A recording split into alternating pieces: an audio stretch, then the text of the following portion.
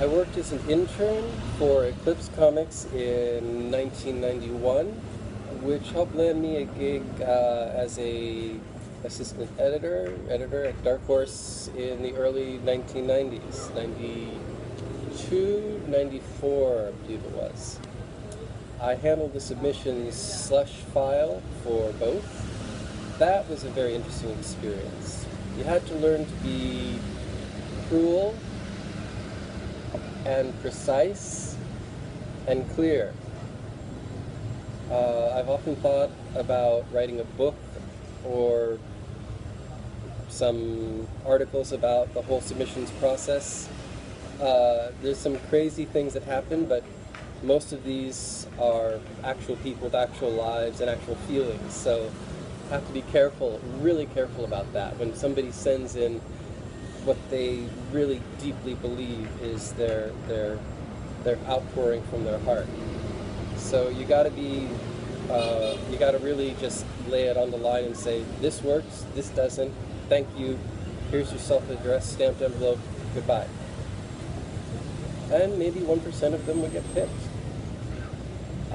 That was usually like a side gig in addition to the actual work of editing and getting comics out in whatever way possible. I met some amazing people at both jobs. You know who you are. Too many to name and give shout-outs. It would be a shout-out of like 5 minutes. I was editing comics during the day and getting small press goodies in the mail when I would come home to my little apartment.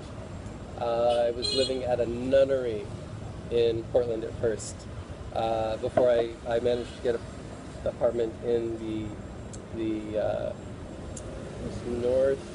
northwest Portland.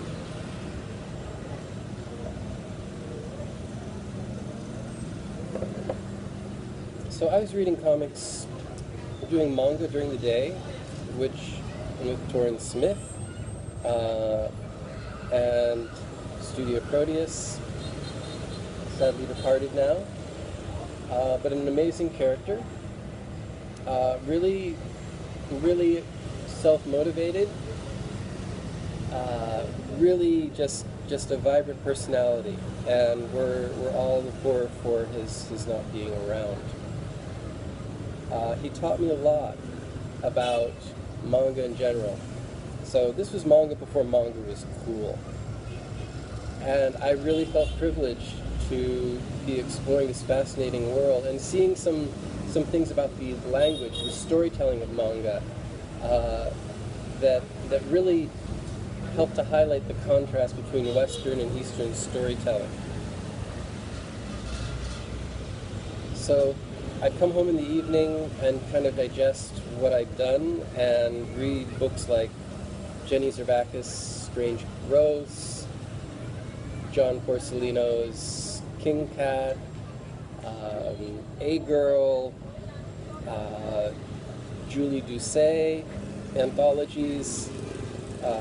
So I was, and the other people at work were conscious of these things too, but at the time the Xeric grants were just coming in.